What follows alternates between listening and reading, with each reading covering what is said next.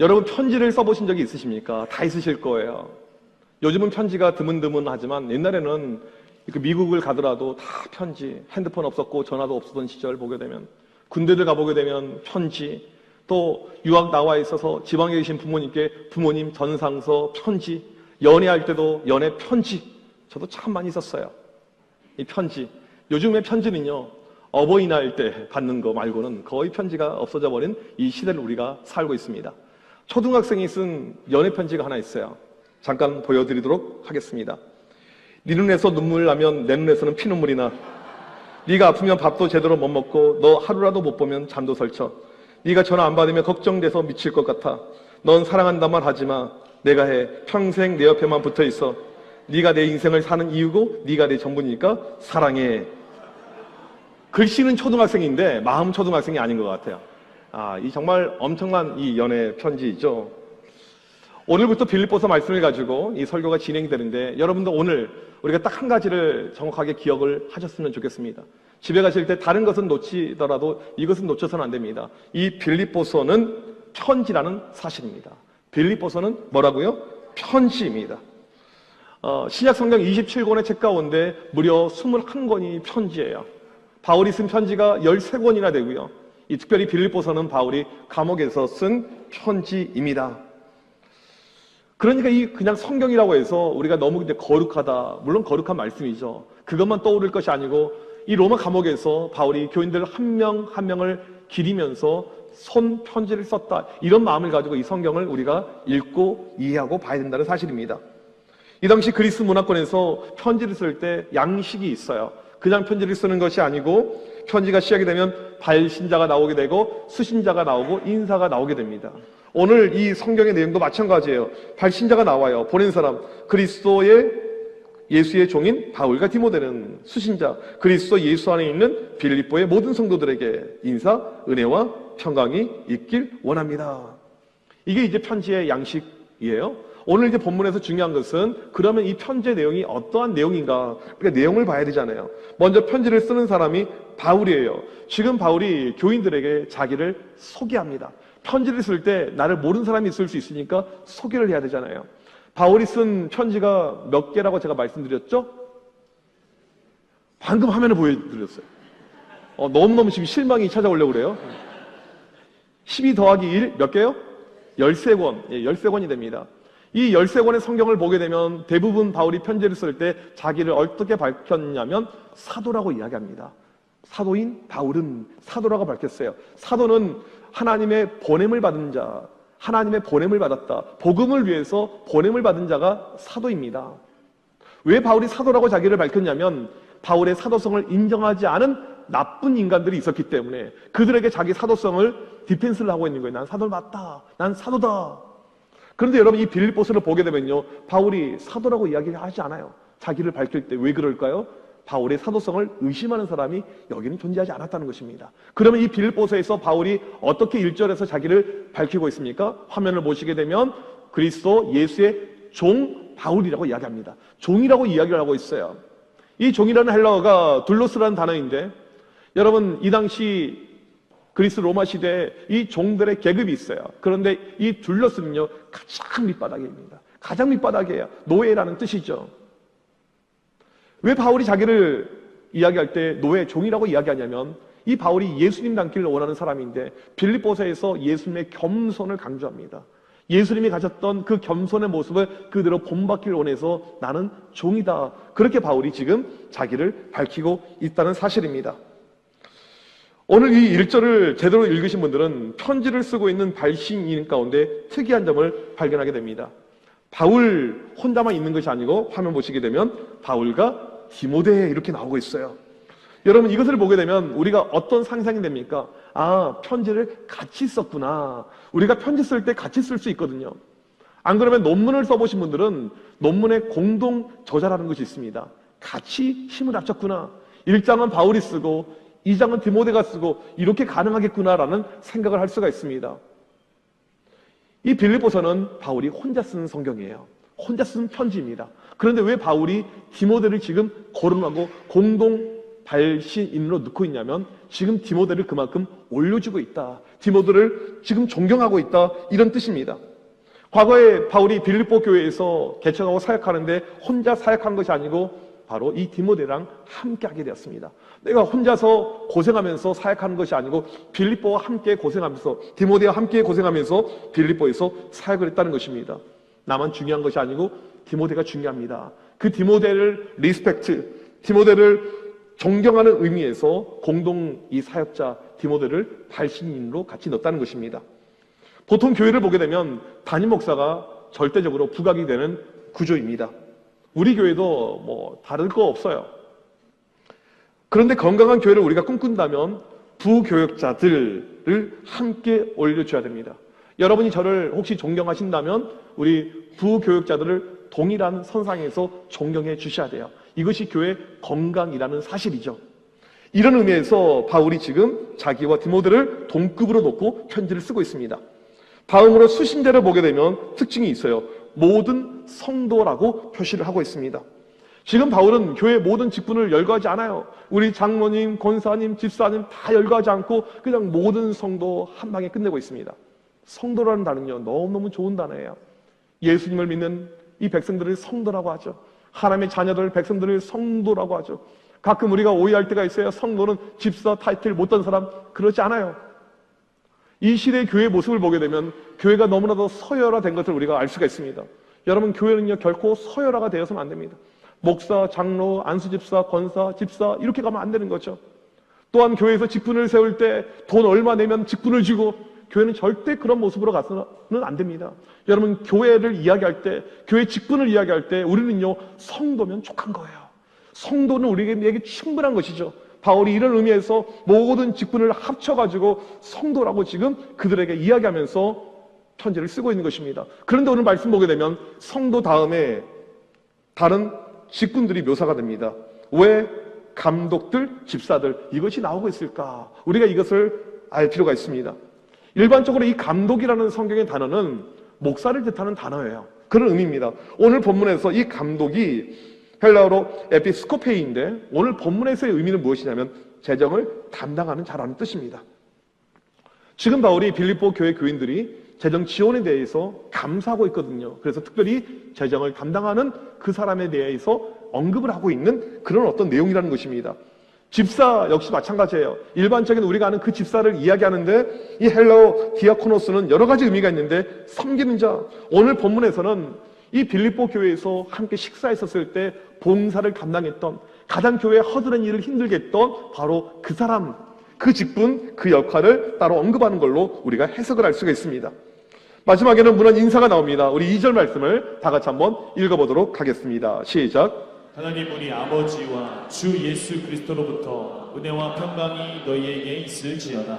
이 바울은요 다문화권의 사람입니다. 바울 역시 히브리 사람이지만 헬라 문화권에서 태어나고 자랐어요.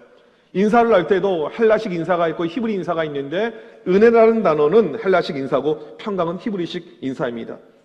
오늘 바울이 빌립보 교회에 쓴 편지, 이 빌립보서, 우리에게 가장 중요한 것이 있는데 왜 이 편지를 썼는가, 왜 빌립보서가 기록이 되었는가, 이것을 아는 것이 가장 중요합니다. 편지 쓴 의도를 아는 것이 중요해요. 여러분, 지금 편지 쓰는 것이 쉽습니다. 그냥 뭐 쓰면 돼요. 우리 딸은요 수시로 써요. 아빠 사랑해 이렇게 그냥 종이 달라고 하면서. 쉽습니다. 편지지 구하는 것도 쉬워요. 2000년 전에 편지를 쓰려면 파피루스지를 사용을 해야 되는데 이 파피루스가 너무나도 비쌌습니다. 당시 파피루스로 만든 책 한 권의 가격이 한 사람의 하루 일당의 50만 배라고 그랬어요. 대략 계산해 보게 되면 50억이에요. 말도 안 되는 금액이죠. 책이 이렇게 비싼데 이 파피루스지가 얼마나 비쌌겠습니까? 바울이 지금 어마어마한 돈을 투자하면서 편지를 쓰고 있어요. 그냥 쓸 수 있을 때 아무 때나 쓴 것이 아니고 어마어마한 돈을 지금 쓰면서 이 편지를 쓰는 특별한 이유가 있다는 것입니다. 또 한 가지, 바울이 지금 로마 감옥에 있습니다. 여러분, 감옥에서는 아무한테나 편지 쓰지 않죠. 특별한 마음, 특별한 의도가 이 편지 가운데 분명히 있다는 사실입니다. 이것을 알기 위해서 지금 배경 지식이 좀 필요합니다. 바울이 2차 전도 여행 때 지금의 트리키, 이 드로아 땅에서 머물고 있는데 하루는 밤에 환상을 보게 됩니다. 하나님의 놀라운 감동과 은혜 가운데 환상이 펼쳐지는데 건너편에 있는 사람이 와서 도우라고 하는 거예요. 한 번도 본 적이 없는 인종이에요. 본 적이 없는 생김새입니다. 유럽인 마게도냐 사람이 등장하여서 건너와서 우리를 도와달라고 복음을 증거달라고 요청합니다. 그래서 바울이 바로 넘어가게 되죠. 처음 유럽 땅을 밟게 됩니다. 드로아에서 처음 도착한 곳이 네아폴리예요. 우리가 이번에 교회에서 갔던 곳입니다. 정말 아름다운 이 해안 도시예요. 네아폴리에 도착을 합니다. 그리고 여기서 바울이 출발해서 간 곳이 빌립보인데 사도행전 16장 12절 보게 되면 이는 마게도냐의 첫 성이요. 여러분, 이 첫 성이란 말은요, 첫 번째 도시라는 뜻이 아닙니다. 이 지역을 대표하는 성이라는 거예요. 그러니까 가장 큰 도시, 가장 큰 땅, 이곳이 바로 빌립보라는 곳입니다. 여러분, 지금 어떻게 생겼냐면요, 화면을 보시면 이렇게 생겼어요. 네, 다 제가 찍은 사진이에요. 유적이 2000년 전의 것인데 그대로 남아 있습니다. 2000년 전에 글씨가 그대로 남아 있어요. 정말 대단함을 느낍니다. 고속도로 터가 그대로 남아 있습니다. 스타디움이 그대로 남아 있어요. 빌립보는요, 상당히 큰 도시죠.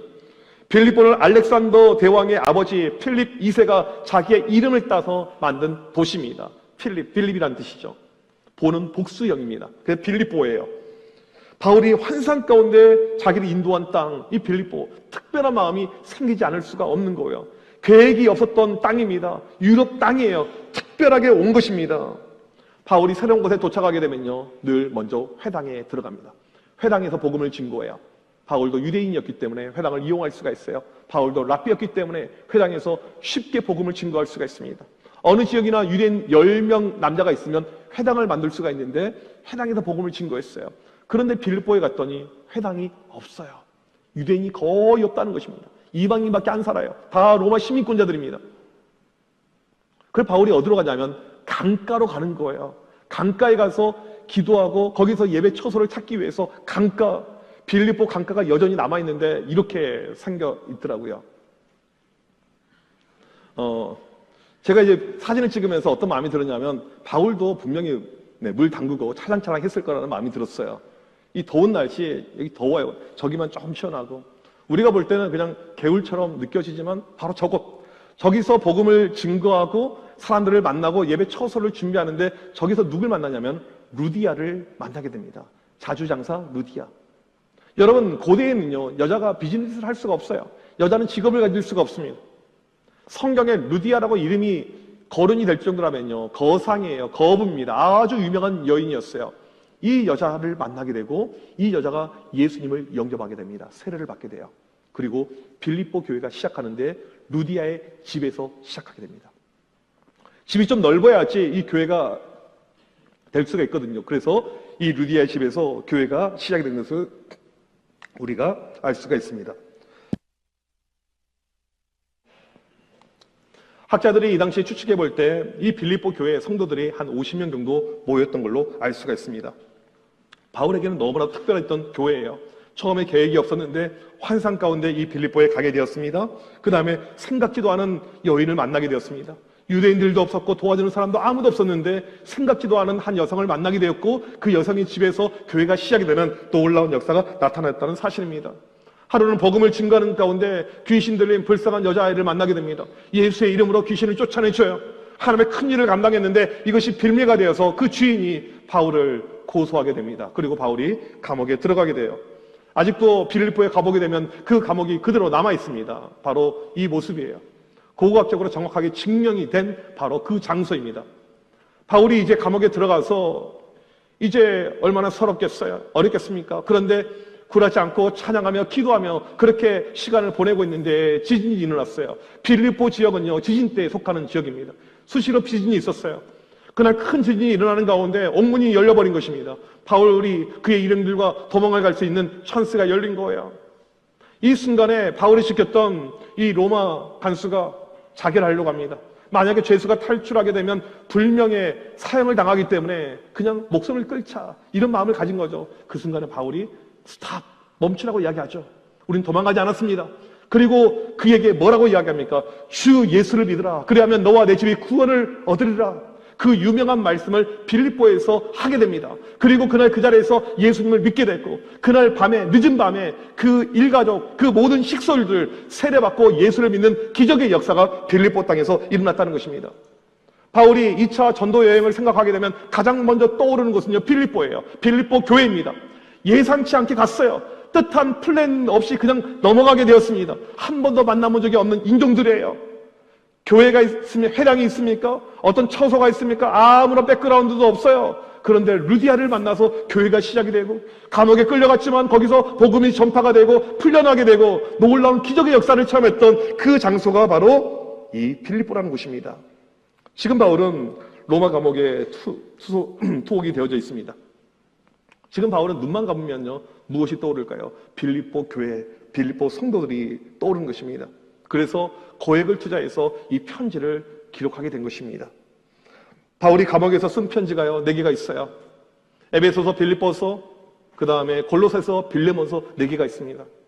다른 성경과 비교가 안 될 만큼 4개의 서신 가운데 이 빌립보서를 읽게 되면요, 엄청난 바울의 애착이 들어가 있어요. 특별한 바울의 마음이 들어가 있습니다. 왜요? 마게도냐, 유럽의 첫 번째 교회잖아요. 그 다음에 정말 척박했지만 거기서 교회가 만들어집니다. 그 다음에 복음의 놀라운 역사가 계속 발생하는 거예요. 믿음이 클 수 없는 환경이지만 교인들 한 명 한 명을 바라볼 때 놀라운 믿음의 역사가 계속 일어났기 때문에 이 바울에게 있어서 이 빌립보는요, 너무나도 특별했던 장소였고 교회였던 사실입니다.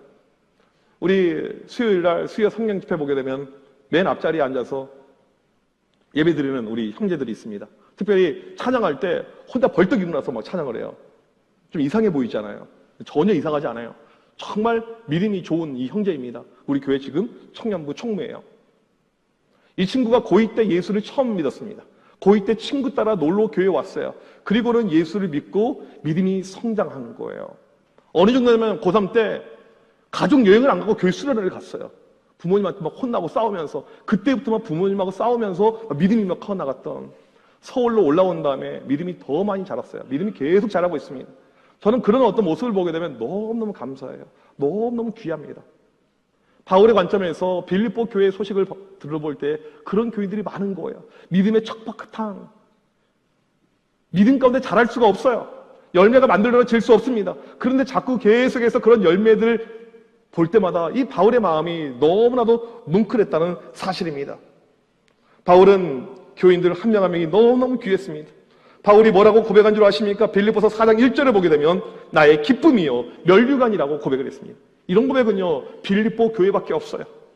빌립보 교인들 한 명 한 명은 바울의 기쁨이었습니다. 면류관이 무엇을 뜻합니까? 이 당시 올림픽에 나가서 금메달 따면 월계관을 걸어주잖아요. 그것을 이야기하는 것입니다. 당신들은 1등입니다. 이런 뜻이에요.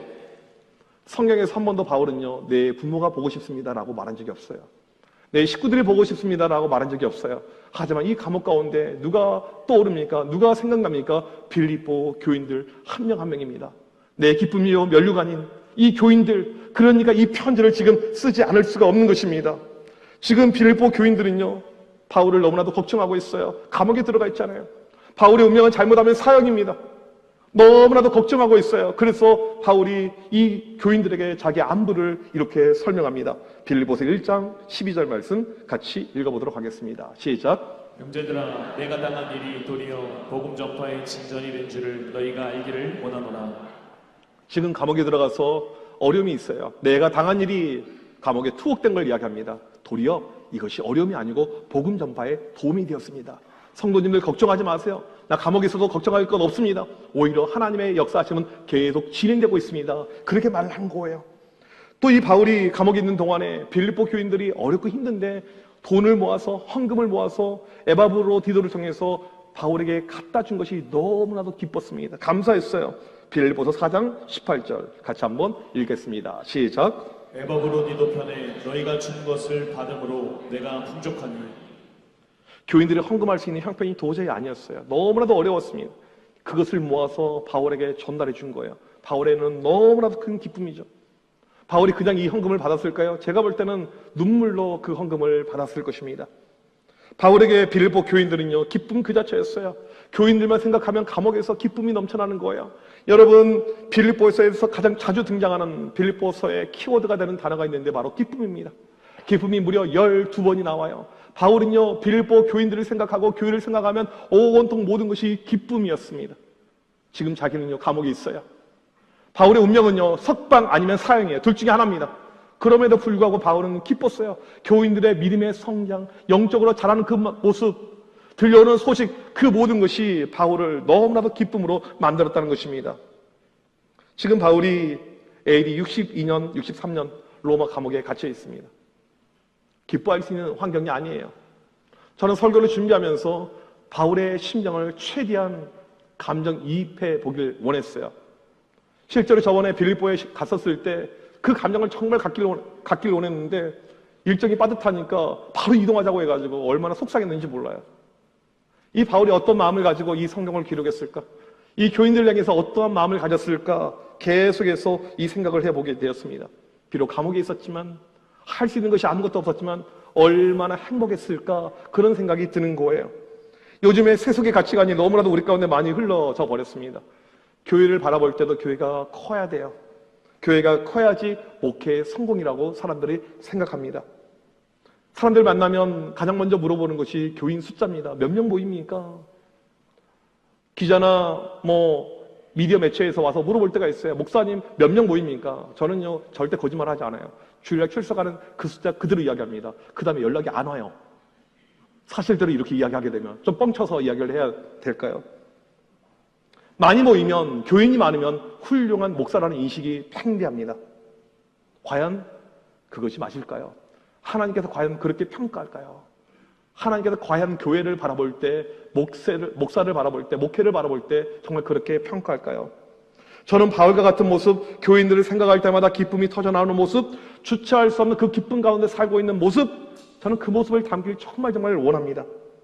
이것이 진짜 목회이고 진짜 교회가 아닌가 생각을 해봐요. 그런 면에서 설교를 준비하는 내내 우리 교회가 빌립보 교회와 같은 교회가 되면 좋겠다, 이런 마음이 컸어요. 목회자가 감옥에 들어가 있어도 부재하는 가운데 교인들은 기뻐했고 기쁨의 편지를 쓸 수가 있었고, 교회가 주님이 기뻐하는 교회가 되었고 교인들 안에 기쁨이 가득한 교회, 마치 시편 4편 7절에 등장하는 그 모습, 제가 정말 소망하는 모습입니다. 같이 한번 이 말씀 읽어보도록 하겠습니다. 시작. 주께서 내 마음에 두신 기쁨이 그들의 곡식과 새 포도주가 풍성할 때보다 더하나이다. 여러분, 우리는 곡식과 새 포도주, 쉽게 말하면 물질이 풍성할 때 기뻐하잖아요. 그런데 그거랑 상관없이 주님 한 분으로 인해서 기뻐할 수 있는 것, 주님 때문에 기뻐할 수 있는 것, 저는 그런 교회가 우리 교회가 되면 좋길 너무나도 크게 소망합니다. 일주일을 보내다가 힘들고 어려웠는데 교회 와서 한 번 예배 드렸는데 기쁨이 넘치는 거예요. 세상적으로 보게 되면 기뻐할 이유가 하나도 없는데 그냥 내가 하나님 앞에 나와 있는 것, 그 자체가 너무나도 기쁜 교회인 거죠. 저는 우리 교회가 그런 교회가 되길 간절히 소망합니다. 뒤에 화면을 보게 되면 영원히 행복해지는 교회, 말 그대로 우리의 영적인 행복이 넘쳐나는 그 교회, 정말 그런 교회가 되기를 간절히 원합니다. 지난 주일 저녁 저희 사택에서 우리 어와나 선생님들과 함께 짜장면을 먹으면서 이제 어와나가 끝났어요. 한 학기가 끝났는데 같이 이제 교제하는 가운데 우리 선생님들이 여러 가지 어와나에 대한 이야기를 해주시더라고요. 그런 가운데 우리 선생님 한 분이 우리 주일학교 할인이 이야기를 해 주었습니다. 우리 할인이는 우리 이보람 전도사님 막내예요. 아시는 분 아시겠지만 또래 아이들보다 지능이나 행동 발달이 조금 더딘 편입니다. 좀 느리게 가는 이런 아이예요. 그래서 이 할인이가 발달 치료를 받으러 가는데 할인이가 하루는 선생님께 1시간 동안 조잘조잘 자기 이야기를 하는 거예요. 그런데 무엇에 대해서? 교회에 대한 이야기를 하는 것입니다. 선생님, 청암교회는 사탕처럼 달콤해요. 집처럼 편안해요. 선생님들은 항상 저한테 칭찬해 주세요. 제가 못해도 괜찮대요. 어하나에선 잘해도 되고 못해도 돼요. 늘 칭찬해 주시고 기다려 주세요. 선생님들이 너무나도 좋아요. 어하나가 재밌어요. 여러분, 이 이야기를 듣고 있는 선생님은요, 종교가 없는 분이었어요. 근데 얘가 1시간 동안 교회 이야기만 계속 하는 거예요. 이 이야기를 듣더니 선생님이 뭐라고 이야기하냐면, 할인아, 하나님이 참 기뻐하시겠다. 하나님이 참 기뻐하시겠다. 교회를 안 다니는 선생님이 그런 이야기를 했다는 것입니다. 여러분, 이것이 교회의 모습이 아닐까요? 성경에 나와 있지는 않지만 빌립보 교회에도 할인이 같은 아이가 분명히 있었을 것입니다. 어른들, 장년들만 있는 교회가 아니고요. 어린아이부터 모든 계층이 있는 이런 교회였어요. 바울이 지금 기쁨으로 이 편지를 쓰고 있는데 어른들만 생각하면서 쓰는 편지가 아니고 할인이와 같은 아이들, 어떤 믿음이 자라고 있는 청년들, 또 어르신들 그 한 명 한 명을 바라보면서 너무나도 큰 기쁨 가운데 이 편지를 기록하고 있다는 사실입니다. 저번에 우리 확신반 이제 끝났시죠? 이번 기수는 최근에 등록하는 성도님들이 많았어요. 그러니까 이 교회에서 신앙생활을 하는데 좀 서먹하기도 하고 친구도 없고 좀 그런 거예요. 그런데 화요일 저녁마다 모이는 이 시간이 너무나도 즐거운 거예요. 기쁜 것입니다. 그냥 모임 그 자체가 기뻐서 우리가 이제 온라인, 오프라인 동시에 진행이 되는데 카메라가 꺼지면 집에 가는 것이 아니고 더 오래 있어요. 너무나도 재밌고 즐거우니까. 열심히 하는 가운데 이제 벌금을 걷는데 벌금이 많이 거쳤어요. 이게 좀 약간 미스터리예요. 열심히 했는데 70만 원. 70만 원. 네, 이게 좋아해야 될지 슬퍼해야 될지를 모르겠어요. 이 벌금을 어떻게 처리하면 좋을까 또 본인들끼리 고민하다가 힘들고 어려운 교회를 도와주자. 우리는 열심히 양육하고 또 거기서 나온 피 같은 돈으로 도와주고 일석이조잖아요. 마지막 모임을 하는데 우리 집사님 한 분이 그런 이야기를 해요. 우리 남자 몇 명이서 힘을 합쳐서 2자릿수가 아니고 3자릿수로 도와주자고. 그리고는 100만 원을 만들어가지고 이 대구에 있는 미자리 교회에 도와준 거예요. 여러분, 우리에게 있어서 어찌 보면 그렇게 큰 돈이 아닐 수 있지만 그 작은 교회의 100만 원은요, 피와 같은 돈이 될 것입니다. 저는 빌립보 교회의 모습이 바로 이런 모습이 아니었을까라는 생각을 해보게 됩니다. 지난주에 우리 학사관에 살다가 이제 대학교, 대학원 다 졸업하고 직장생활 하면서 밖에서 사는 자매가 집에 입주한 다음에 이제 초청을 했어요. 신방 초청을 했어요. 그래서 이시안 목사님과 같이 이제 그 집에 신방을 갔습니다. 이 자매가 그런 이야기를 해요. 그동안에 학사관에서 몇 년간 오랫동안 생활하면서 너무 감사했다는 거예요. 어떻게 보면 우리 성도들의 헌금으로 학사관이 운영이 되고 있거든요. 이 외부에서 온 학생들이 돈 1원 한 장 내지 않으면서 헌금으로 이게 운영이 되는데 거기에 대해서 좀 무엇인가 내가 보답해야겠다 이런 마음이 이 친구에게 든 거예요. 무엇을 하면 좋을까 고민하다가 우리가 한 달에 한 번씩 온 가족 새벽기도 하잖아요. 이때 내가 간식을 써야겠다. 그리고 이제 물어봤더니 이 토요일 날 새벽에 많이 나와요. 그러니까 간식을 그냥 낮게 잡아도 한 80만 원. 그래서 이 금액을 내가 작정하고 내가 드려야겠다 준비를 하고 있었어요. 근데 보니까 돈이 없어요. 사회초년생입니다. 돈이 벌어놓은 것도 없어요. 아무것도 없어요. 집안도 형편이 좋지 않아요. 여름에 단기 선교도 가야 되죠. 해야 될 일이 있고 돈은 없어요. 어떻게 하면 좋을까 하다가 마음에 결심합니다. 그래, 내가 이 돈이 모아지기 전까지 라면만 먹자. 그래서 한 끼를 안 먹는 거예요. 그러니까 한 끼를 사 먹지도 않고 뭐 반찬도 사지 않고 그냥 이 교인들을 섬기기 위해서 라면을 먹기로 얘가 작정을 한 거예요. 그리고 나서 이제 회사에 갔어요. 근데 회사에서 이제 높으신 분이 오라고 하더니, 저번에 석사 학위 받았죠? 학위에 대해서 우리가 주는 이, 뭐라고 하죠? 이 수당, 이 부분이 있는데, 이걸 줘야겠다고 하면서 얼마를 일시불로 줬냐면 100만 원을 준 거예요. 그러니까 이 자매 측면에서는 내가 하나님께 이 교인들을 섬기기 위해서 준비하려고 했던 그 액수랑 얼추 맞아 떨어지는 거잖아요. 근데 그 회사가 이렇게 학위를 받는다고 해서 돈을 더 준 회사가 아니었대요. 본인에게만 이런 쉽게 말하면 특혜가 온 거죠.